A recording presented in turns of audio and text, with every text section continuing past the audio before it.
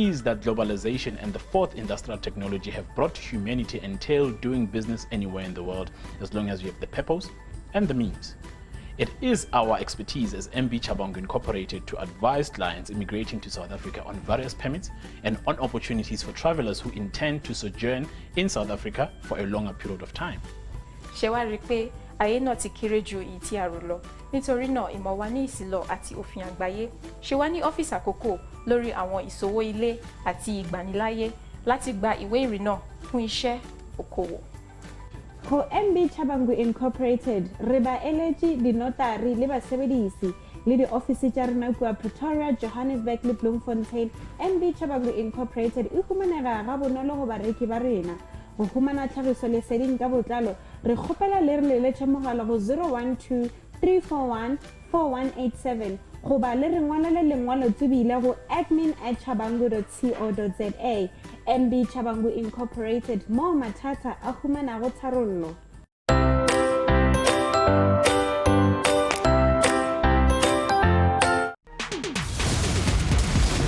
Feel the heat. Hold on. To make it through this journey alive, you're gonna need someone to teach you the ninja way. Don't just stand there, kill someone!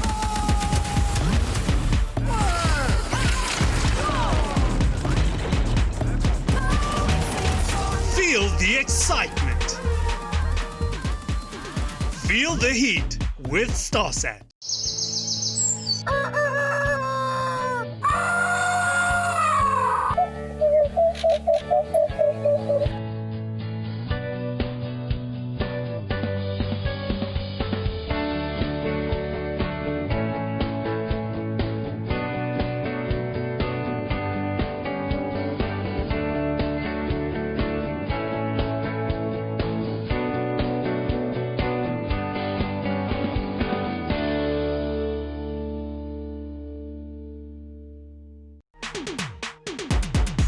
Feel the heat.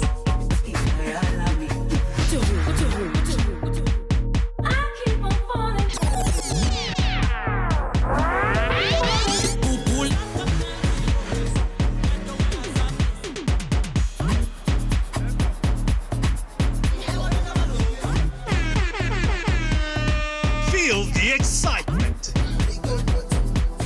Feel the heat with StarSat. Feel the heat. You said you love me. I do. You sure? Yeah. Leave Miles Van you go. Oh no, you don't! Get out of my way! Get out! That is an abomination. Oh, the love you promised me. Do you have a boyfriend? Yeah? Feel the excitement. You don't know how I've been longing for this. Feel the heat with StarSat. God is so amazing. Feel the heat. The Bible says that through his death on the cross, we are now reconciled with our Father. Forgive and you shall be forgiven. So wherever God takes us, we're just excited about it. As a child of God, where you are, you must have an hour of prayer. Feel the excitement. In the name of Jesus! In the name of Jesus! I believe that God is working right now. Feel the heat with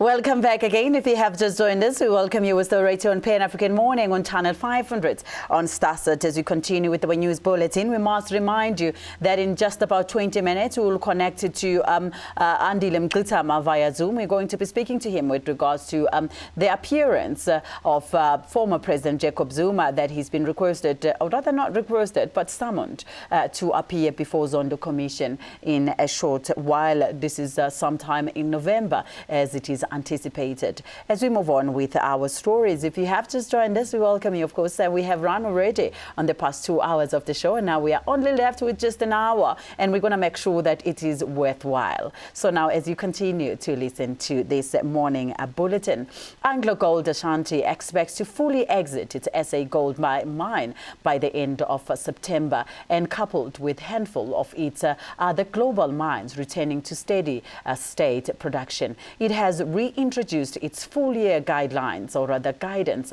after an almost 6 months of hiatus. And of course, the world's third largest gold producer withdrew its annual production and cost guidelines on the 27th of March 2020 because of the global response to the COVID-19 pandemic, which caused the government in South Africa, Argentina and Ghana, and elsewhere to close borders and, of course, to curtail economic and social activities to slow the spread of the virus. With over about $300 million sale of the Mponeng mine, the world's deepest at 4 kilometers below the surface, and its tailing retrenchment because of business, along with a number of mothballed mine to be concluded at the end of September. AngloGold will be recorded as one of the last full quarter of production from these assets. And AngloGold shares have increased by 40% so far in 2020, where the last trading at about 445.72 rands per ounce.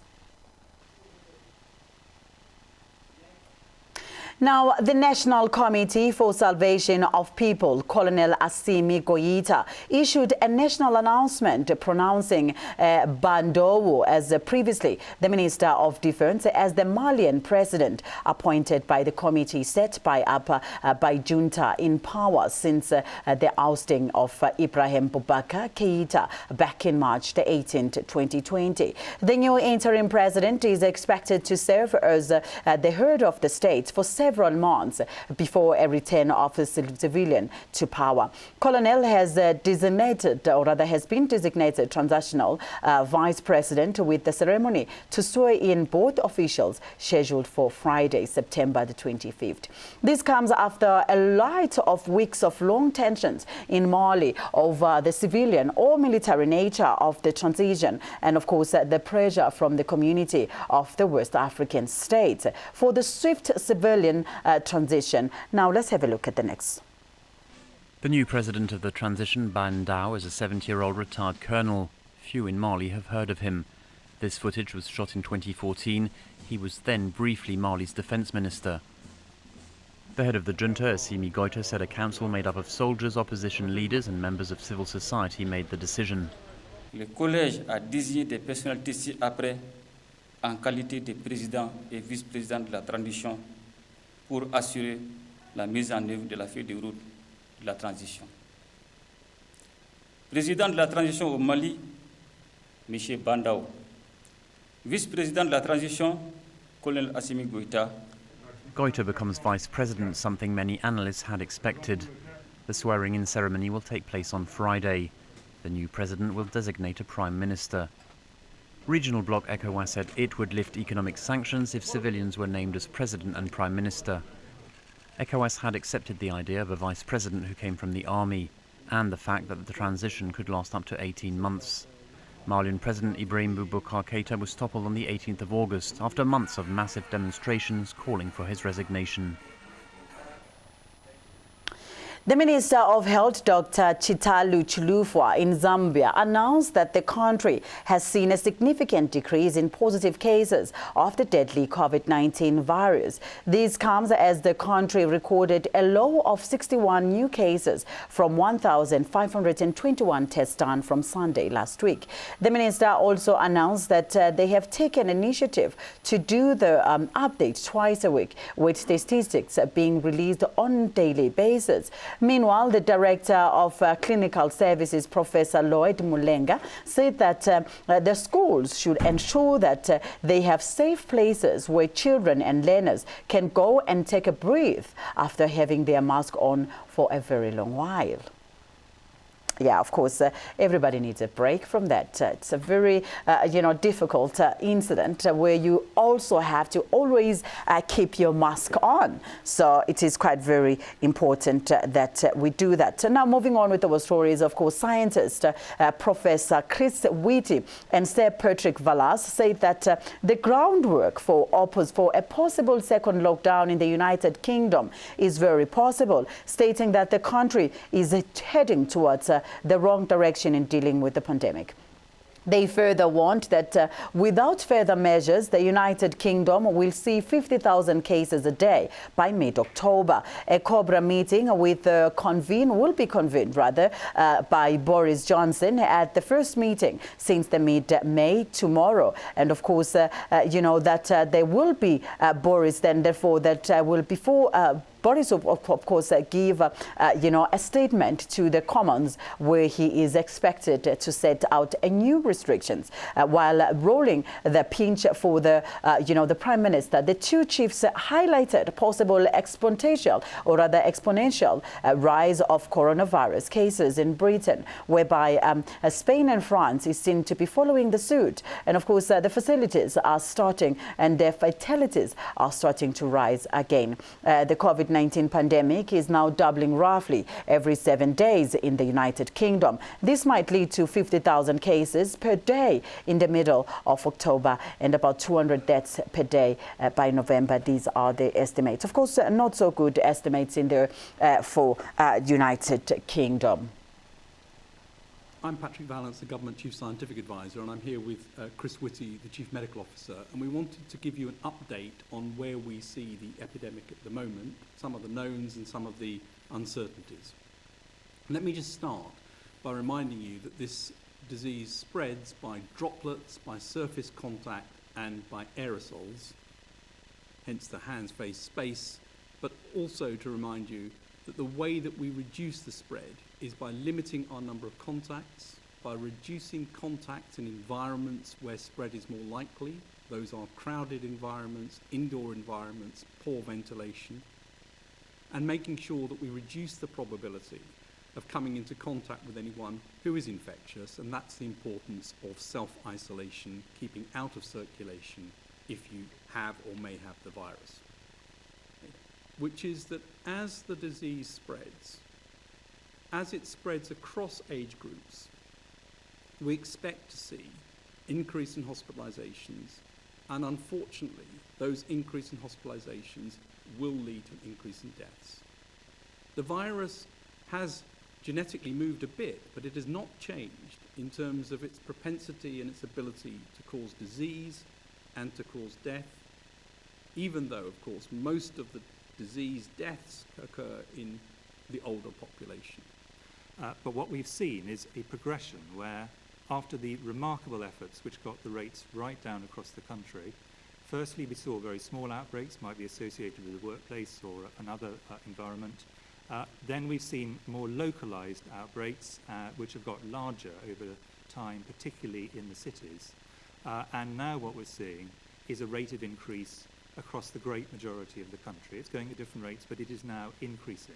And what we've found is that as we go through in time, anywhere which was falling is now moving over to beginning to rise, and then the rate of rise continues in an upward direction. So this is not someone else's problem, this is all of our problem. I'm Patrick Vallance, the Government Chief Scientific. Moving on with our stories, Facebook, America's giant social media, announced that it will be opening a new office in Lagos, in Nigeria, in the next coming year. This will be the second office of the African continent after its Johannesburg bureau in South Africa. The Lagos division will host teams specializing in engineering, sales, politics, as well as communications. It hopes it is going to develop a product made by Africans for Africans and, of course, the rest of the world. Facebook CEO Mark Zuckerberg in 2016 went on to his first business meeting in Africa, meeting Nigerian President Muhammadu Buhari and local businessmen in Lagos, which is where he is now planning to further implement his company. The Western African countries will certainly watch Facebook's expansion on the African continent. As per the study commissioned by the social media company, Facebook's investment in infrastructure and connectivity in sub-Saharan Africa could generate over $57 billion for the African economies over the next 5 years. And estimated that, of course, there's been an estimation that would surely reinforce the group's presence on the African continent.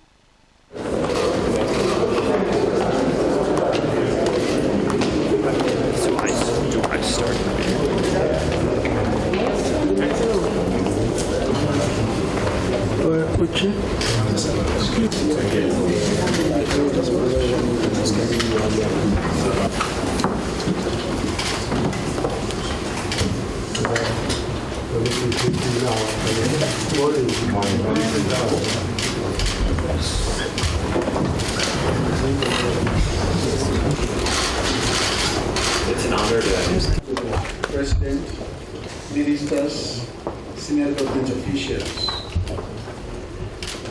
Mr. President, in the year 2004, we will meet you outside.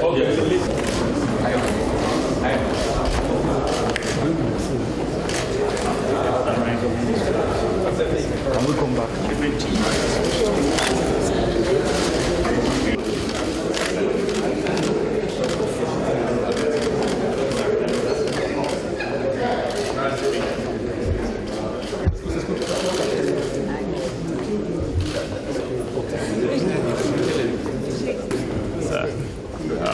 Come on, permissions. All right, you ready? That's right. Yeah. There you go. Yeah. So, we're looking forward to working with your government to bring this to Nigeria to help connect people and I hope you realize it's a soon improvement. Thank you. Thank you. Thank you so much. All right. Thank you. Cool. Okay. All right.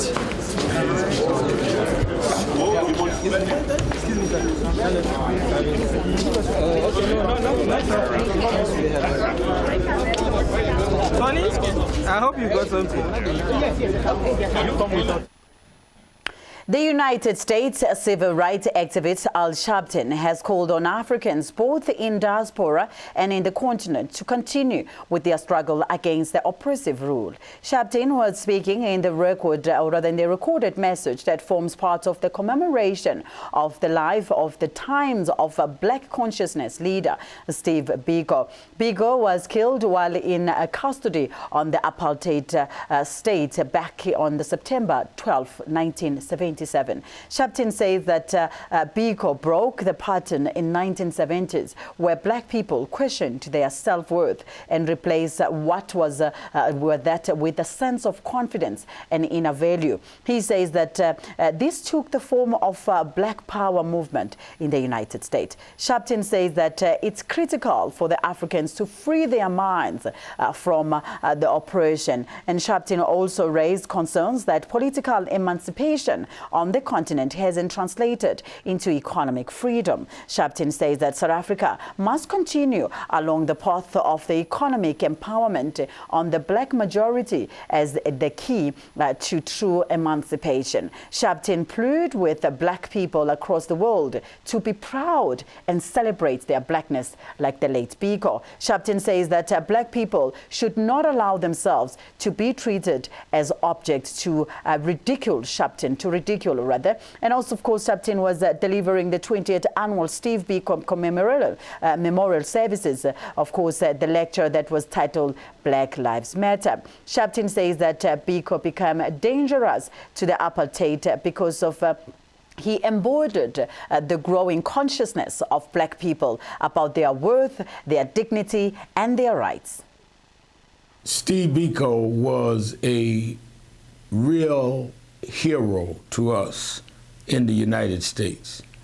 And to understand the impact of what Biko and the Black Consciousness Movement of South Africa meant to us, you'd have to understand the parallel journeys of the struggle for freedom and equality and justice in South Africa and the United States, what it meant.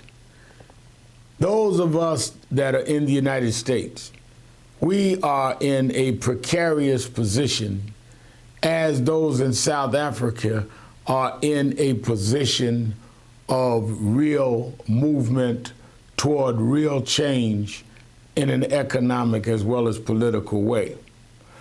It goes back 400 years when we were brought here against our will and was made to work in the United States, particularly in the South, but also in the North, and work for no wages, and was, in fact, the reason that the United States became the economic power globally that it became. What made the United States economy was cotton and tobacco and other things that we were the labor force for and never got paid. Anyone that goes into a business that becomes a profitable business with no overhead, it's not hard to become very wealthy. And that's what the United States did. To justify it, they had to be able to make us less than human, because if you talked about our humanity and that we were equal to them, then you could not justify not behaving in an equal manner in terms of wages and in terms of political participation and other things with other human beings. The same thing happened in South Africa. Part of to oppress people is to dehumanize them. Part of enslaving people is to make them think that they are not more than worthy of being a slave. I cannot make you go work every day. I cannot make you labor and watch my wealth grow while you are in dire poverty unless I convince you that that is your lot in life, that is your destiny, that's your fate. Once I convince you of that, then I don't have to even monitor you. You will monitor yourself, because you're manifesting what you think your life purpose, position, and function is. So over the breakdown of enslaved Africans in the U.S. was to legally make us 3/5 of a man, was to break up our families. It was against the law for us to marry. We could not name our children after ourselves. We were not. As we go on with our stories, of course, we are now, of course, joined by Andile Mngxitama on the line. We are speaking about the story of, the former President Jacob Zuma, who is expected to appear before Zondo Commission. A very good morning and a warm welcome to Galaxy Universal Network, Mr. Mngxitama. Yes, good morning to you and good morning to your viewers. It's kind of weird that I'm talking to you through Zoom today, because I'm used to having you on the green couch in most cases, and now you are sitting on your brown couch. So I'm not sure how hot that seat would be, but I will try and warm it up as much as I can. Right now, we want to thank you first for joining us this morning, and of course, as we want to discuss this very crucial story about the former President Jacob Zuma. Mr. Mngxitama, you have in the past, of course, mentioned your support, and quite very publicly so, your support for the former President Jacob Zuma. Now, we want to know, what is your take with regards to the recent developments of which the former president has been summoned to appear before the Zondo Commission? Well, it seems to us like it's a typical harassment of the President, Jacob Zuma, by the Zondo Commission. Yes. It doesn't make sense to us, this sort of, hardened attitude, media kind of, blaster. It seems a consistent pattern of harassment, harassing Jacob Zuma, harassing his followers, arresting people that are associated with what we call the radical economic transformation.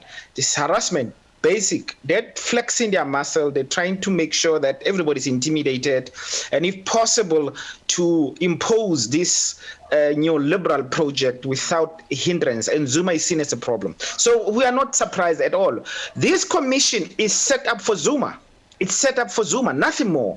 And so they have to keep on dragging him, trying to humiliate him, try to see if they can find something, try to see if he can contradict himself. They have no evidence against Zuma. Zuma did nothing wrong. This is a political persecution by the Zondo Commission.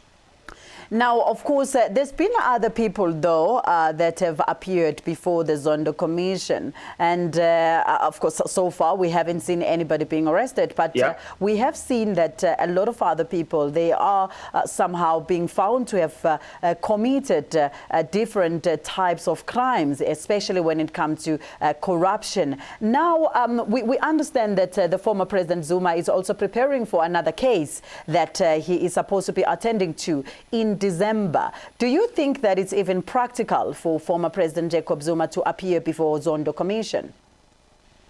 Yeah, the Zondo Commission is a joke. Just like the other case is a joke. People don't know that the case that President Zuma is attending, this December case in Pietermaritzburg, has got nothing to do with his time when he was president. Nothing. This case is like 2005, I think, of around. He was not president, he was not minister, he was just an MEC, right? So people don't know that this case that he's going to has got nothing to do with his time as president of the country. There's no case against President Zuma about any wrongdoing as president of the country. This case has been dismissed, the one he's going to, many times by the High Court.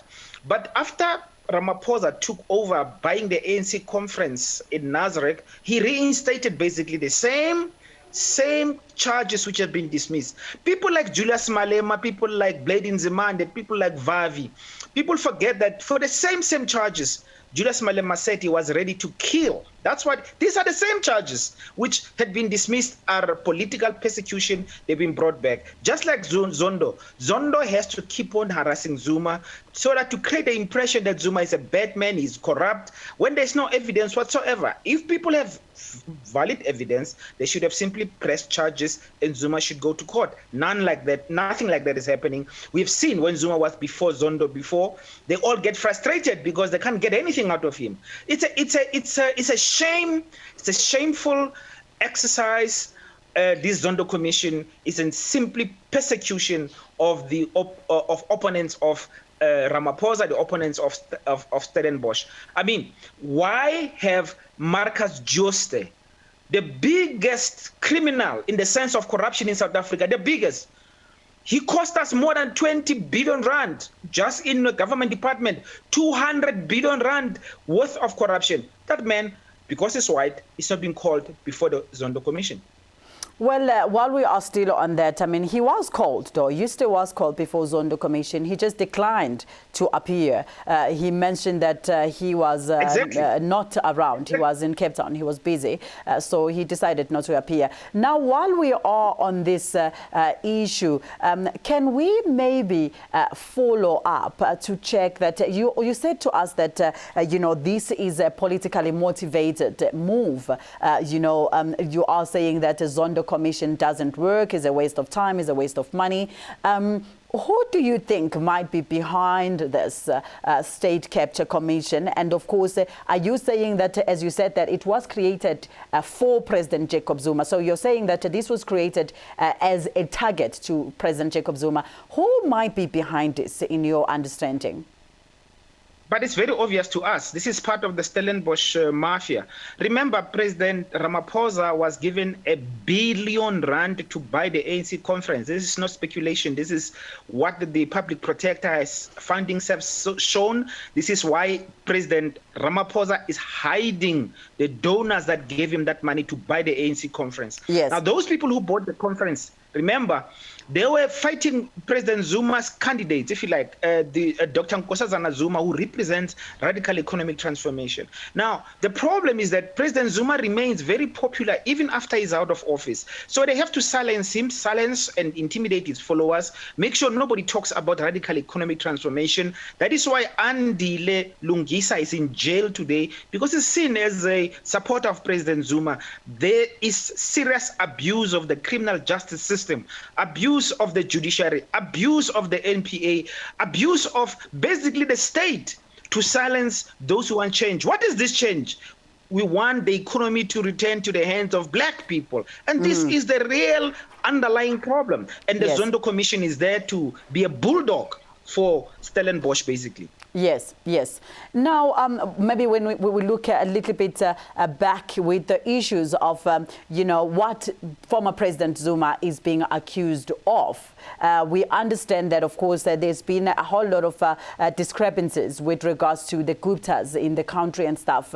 Do you, by any chance, recognize the fact that what happened during the former President Jacob Zuma's tenure with regards to the Guptas wasn't correct? It was something that needs to be, or is something that needs to be, you know, if somebody is found to have committed fraud, must be arrested, of course. Even though, I will reiterate again, even though so far there hasn't been, you know, physical or tangible, you know, evidence that implicates the former President Jacob Zuma into this. But do you recognize the fact that the Guptas have they have, by so many ways, corrupted our country? We understand that, of course, the Rupert and the rest of other people, they have done what they've done. We'll attend to that. But at this moment, do you recognize the damage that was caused by the Guptas during the tenure of the former President Jacob Zuma to South Africa? I don't want...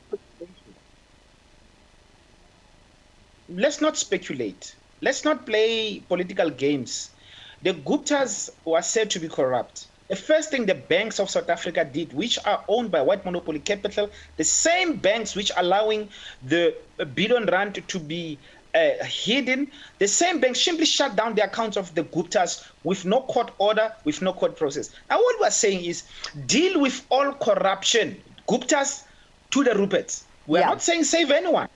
Now, but you cannot make it a political, speculative thing about Guptas are corrupt. Guptas are corrupt. Where is the evidence? Where are the cases? Where is the charges? Why are we not presenting these if they are real? As far as we know, a number of times when the so-called associates of the Guptas have been arrested, remember, including Duduzane Zuma, what happened to those cases? They were all thrown out of court. They were all thrown out of court, all of them. So we are just running with a narrative to demonize President Zuma based on no facts whatsoever. We are saying deal with all corruption decisively. Whether it's the Guptas, whether it's the Ruperts, let's be consistent. But we can't play this game of narratives, of speculation, of demonizing people when we're not presenting any facts or any evidence. In fact, let me put it this way. Anyone who has any evidence about the Gupta corruption, give it to me. I will go open the case myself. But Eskom has even tried to retrieve a lot of money from the Guptas. They have frozen their accounts, given the fact that there were lots of irregularities that have taken place during the contracts that they had with Eskom. Are you saying that does not exist? No, it doesn't exist. Eskom is being right now, as we speak, being looted. The white man who runs Eskom right now, and his friend who is the chief operation officer, Obenhoza, has just given a deal to his family in Eskom. There's 5 billion rand of overpayments to white companies, which they say they're not going to claim back. We're talking about looting Eskom as we speak. Eskom has now gone to expropriate farms of a very poor municipality. This municipality, that land belonged to poor people. 139 farms have been expropriated by Eskom so that they can be given to the friends of the president, given to China, given to whomever else Eskom has borrowed money from. Eskom has been run down by a white man, has been right now looted as we speak. And there is no follow-up. There is no attempt to save Eskom because they want to privatize it. No, but you are aware. Again, if you have solid evidence about it, give it to us. But you are aware, maybe, because I will come back into that, because I do have evidence, the information that has been put on the public domain in terms of what the Guptas have done to South Africa. But while we're still on that, I just want to clarify something. You are aware, though, that those farms that were that are held by Eskom, it is a matter of security, because those municipalities, they owe a lot of money to Eskom, and they were not able to pay back that money. It is not that they are just taking them out of nowhere. They are holding those farms as security over the money that is being owed by the municipalities to Eskom. So they're holding this farm as security. Say again, sorry? Yeah, but they're holding them as security. Eskom owes money to who? To China, to the IMF, and then Eskom is going to be privatized. Now, clearly, those municipalities are in no position to pay back Eskom. These farms are as good as expropriated. Who will be the beneficiary of this expropriation? Are those that have extended money to Eskom, right? So this is a very basic thing. Those farms will not, and our argument is this. In South Africa, we should all get electricity for free, because for household consumption, people don't know that coal is free. There's no manufacturer of coal. Yeah. God give you coal. And then in South Africa, mines, there's a thing called, Brian Molefe explained this so well, and that's why they kicked him out, because he wanted to end this. We had something we call cost plus mines, which means me and you pay for the mines to mine the coal given to us by God. So there is no cost to the. So why are we paying for electricity? Therefore, when we know for household consumption, only 70% of the total energy, only 30% of the total energy produced by Eskom, consumed by me and you for our household needs. Why can't we get that for free when the mines are being paid for by me and you, when the coal is given to me and you for free by God? This is crazy that we are paying for electricity. Now they're even taking farms, taking actual assets. You see what they're doing? A product which is given to us for free is been turned into assets which belong to the people. This is serious looting and state capture, which has not been spoken about. Yeah, I would want us to take us back, of course, to recognizing the fact that a lot of witnesses at the Zondo Commission have come in space to speak about how of course, the Guptas, who, of course, they owned a portfolio of different companies within South Africa that were scoring different types of businesses with private and government sectors. Those witnesses, they have in several occasions mentioned how the Guptas were literally running the country at the time when the former President Jacob Zuma was in power. They would even tell people, you are going to be a minister and you are going to be so and so, can you do this? And people were bringing evidence as to say that we have met these people in several places. The recent one, of course, there is a lady. She said that she has met with them at African Pride in Melrose Arch, that they were taking calls. They were the ones that were making calls. Do you really think that all these witnesses are just making up these stories? I like all these witnesses, starting from Tabisi Jonas, Faith Mentor, and this Daniel Simon. They all are between 600 million and 800 million, right? And then they did not take the money, right? And they're all liars, straight up. This one you mentioned, this woman Daniels, I think is her last name. Yes. She lied so much before Zondo that Zondo was embarrassed. Zondo had to actually say himself, I don't take your story, right? We saw it when she was saying, oh, they promised me 800 million. I refused it, but I still met with them after I have been promised this money. So all these witnesses are not credible. I know she lied. It's not the first time she's lying under oath. She's a pathological liar, basically. Feki Mentor. Shouldn't we really, and I'm challenging you, shouldn't you call Feki Mentor, call me, and let us go through her evidence and in front of Zondo Commission? You will see she has backtracked on every single claim she has made before Zondo Commission. The problem we have, it seems to me, is part of this narrative creation. Somebody is being paid money to go appear before Zondo, lie, get the media to write all these lies, because it is part of this narrative of demonization of President Zuma. And in fact, these people should go to jail for lying, going before Zondo, perjuring themselves openly, and then they're allowed scot-free. Later on, they'll simply say, we're sorry. A year later, they'll say, I'm sorry, just like Feiji Mentor has done. This is a witch hunting. This is, we should not allow what is happening in this country right now. That Zondo Commission, honestly, must just shut down. Yeah, you are saying that Zondo Commission must shut down, but probably it will not shut down until the former president, of course, appears in front. Remember, the former president did say that he is not afraid of going to appear before Zondo Commission. So, as supporters, how many times must Zuma appear before Zondo? This is basic harassment, persecution of President Zuma, attempt to intimidate the man, attempt to intimidate everyone else around him. This is horrible. This is bad. We should not allow it to happen. How many times has President Zuma appeared before Zondo? Every time when he did appear before Zondo, was there anything tangible that we can say, well, Zuma has something to answer for? Nothing.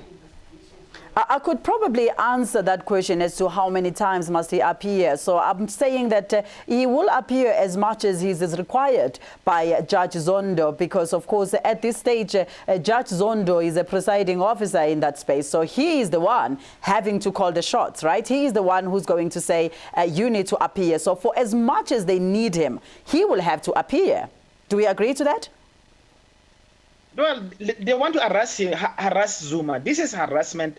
I honestly don't know why, as a nation, would even allow this sort of things to happen, quite frankly. Zondo's commission has spent over 100 million rand now. There's not one iota of useful information that has come out of that commission.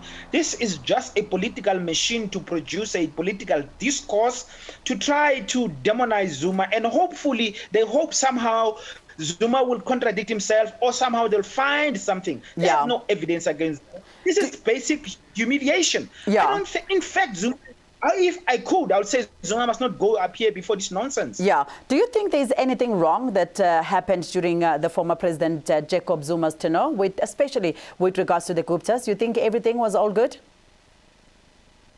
I am not in position to answer that question. People who are in position to answer that question, who are making these claims, are not providing evidence. And this is the most frustrating thing for me, that people who say Zuma was corrupt have not been able to produce evidence that can be used in a court of law, even against the Guptas. And when the Guptas or their associates had been charged, we just saw harassment.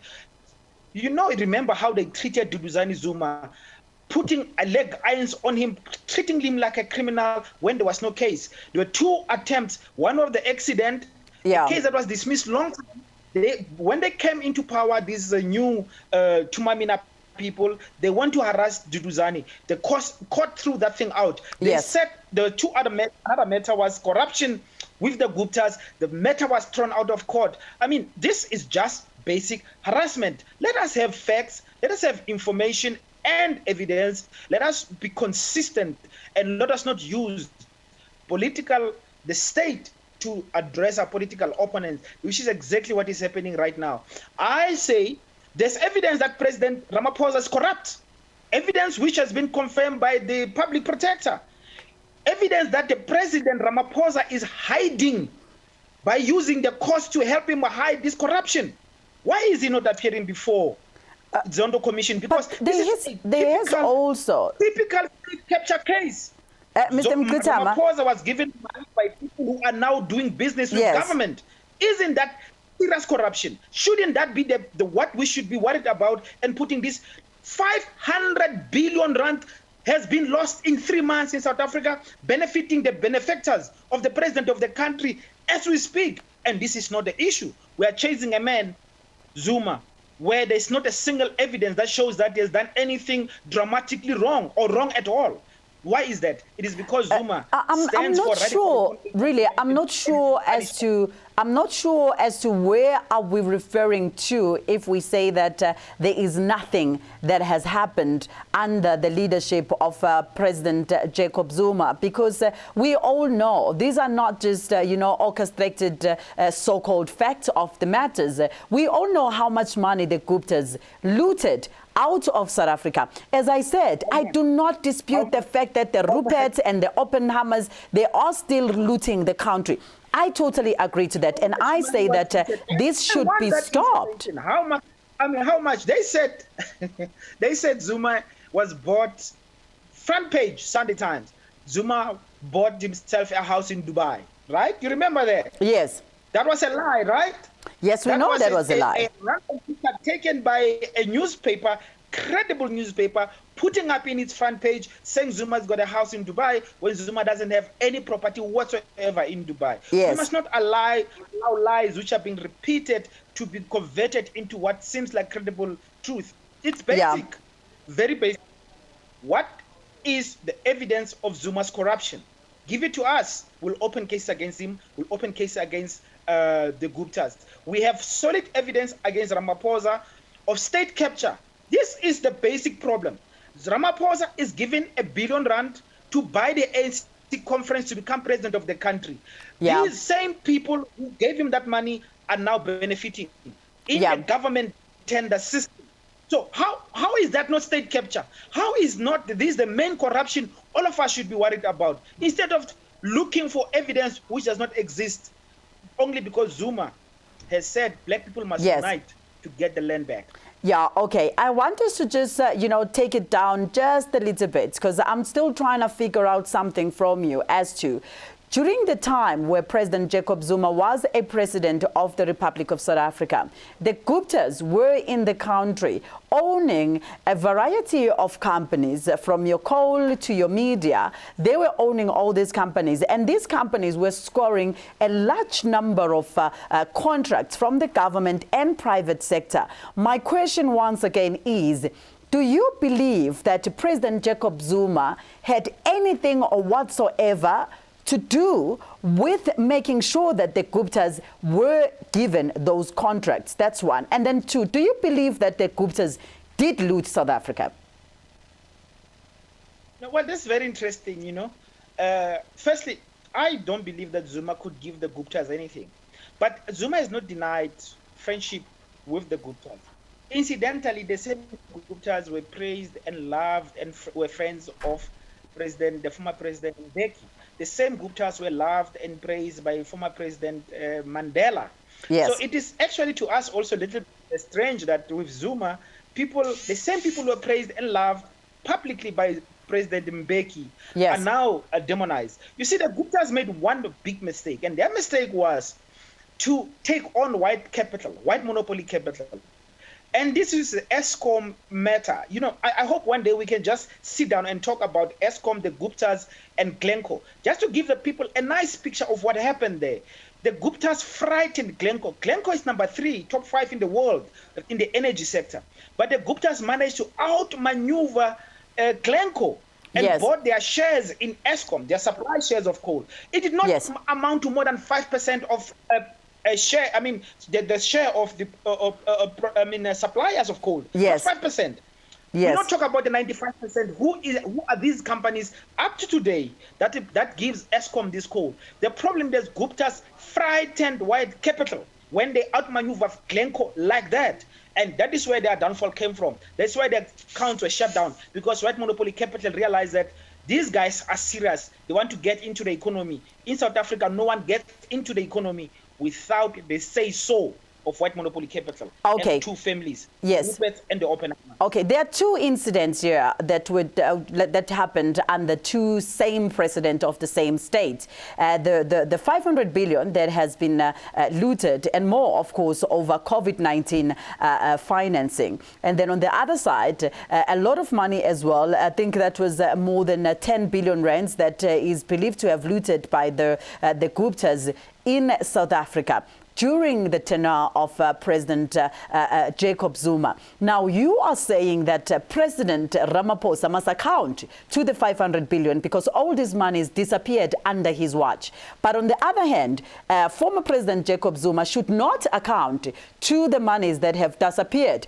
under, his watch when through the Guptas.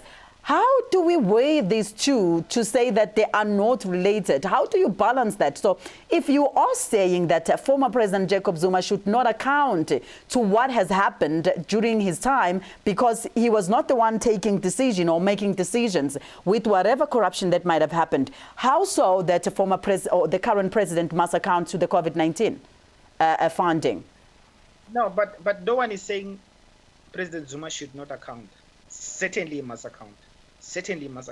Everyone must account. No one will say that. The problem we have is this: where is the evidence of wrongdoing? Like now, you mentioned 10 billion rand. The corrupt President Ramaphosa mentioned 500 billion rand. He said 9 years and 500 billion rand. The henchman of Ramaphosa, who's really the guy who's behind this, Pravin Gordhan, when he was asked, do you have evidence by CNN? Do you have evidence of this corruption of Zuma? He said, no, we are joining the dots. So there is nothing tangible that anyone has presented. This is the frustration that those of us who are standing with President Zuma are raising, saying, look, we want to fight all corruption. If there's corruption perpetrated by President Zuma, by the Guptas, give the evidence. Don't play political games in the manner that has been played. Yes. You are making a speculative point that 10 billion rand. Where is the evidence of this 10 billion rand? We have solid evidence of the 500 billion rand, where it went, connecting it to the people that gave money to President Ramaphosa. We're not speculating. We're not driving a narrative. We're speaking the truth. With Zuma, people are creating stories. There's no evidence, and this is the big problem. You know, we had an interview here with Coco Machela, from Eskom, which he also did mention that there were, of course, some monies that were paid into the Gupta's account before even the procurement process was finalized. And that is on its own corruption.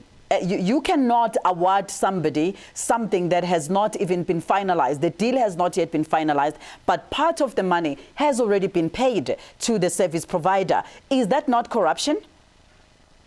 Well, that's interesting. I mean, I did not listen to what Machele Coco said. I don't want to misrepresent him. Right. Here's the thing. The general principle with Eskom, it pays money upfront. Every single of those big companies get money upfront. It is called... I totally agree. Sorry to cut you there, Mr. Mngxisama. I just want to quickly clarify something here. I understand this is all what the government procurement processes go. Of course, they must pay in advance so that you are able to start your services. But on this specific case for the Guptas, the process, the tender process itself was not yet finalized. You know, and I will actually go through to that. I mean, that's what you're saying. I mean, I did not listen. I'm not going to take what you're saying without having heard what Machele Coco was saying. Okay. But I mean, if there's evidence like that, this is a clear case of corruption. Why is the NPA not putting people in jail? They ran away. Where will they get them? They've requested them to come back to South Africa. They say they are not coming to South Africa for prosecution. This is exactly the problem. I would run away too. I will not allow myself to be put on leg irons like they did with Duduzane Zuma, to be humiliated when there is no case against me. No, I'll not do that. I've seen that the NPA has been used for these political games. Why would I subject myself to that process? See, this is the problem that we have right now. Can anyone explain why Duduzane Zuma was treated like that? Can anyone explain? When you come before court, there's no evidence whatsoever that this man is guilty of any corruption. This is harassment, basic, simple harassment. I will not subject myself to that.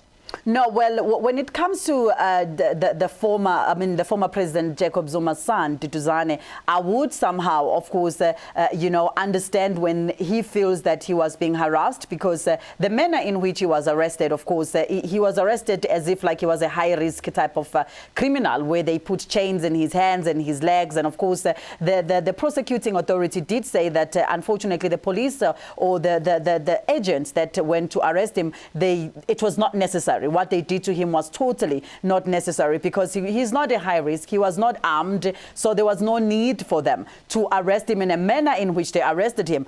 But he was supposed to be taken in for questioning, and of course, whichever way, they would have just walked with him. So I agree with you on that one. I mean, this is very strange to me. Yes. All these things that they say Duduzane did, They were old matters. They never acted on them. They did nothing. They waited until Ramaphosa was in power, then used the NPA to harass Duduzane Zuma. This is the problem I have, that we cannot allow the state to harass people like this. I mean, take the properties of the Guptas. Do you realize that they took the properties of the Guptas? What happened after? They were told to return them. Now, if these are proceeds of crime, why would the court make a decision that these properties, which apparently were proceeds of crime and therefore they were taken by the NPA, why are they returned to the Guptas? Let's not play games. Let's not play the hate games. Let's not support the Stellenbosch evil agenda against the Guptas because they thought the Guptas are competition to enter the economy, which is reserved only for white people.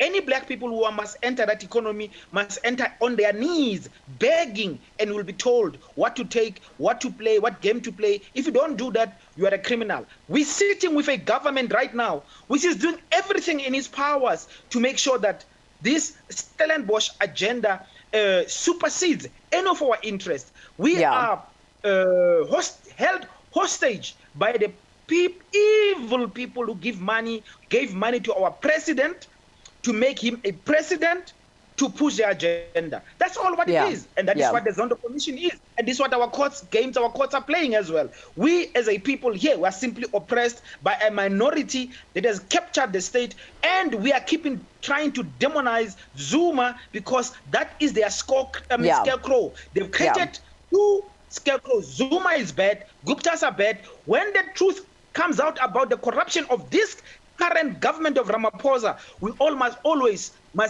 be diverted to talk about the Guptas and talk about President Zuma, because they've created these two individuals or families as the most evil people in this country. They are playing games. We are resisting to play that game because we want the truth. Yeah.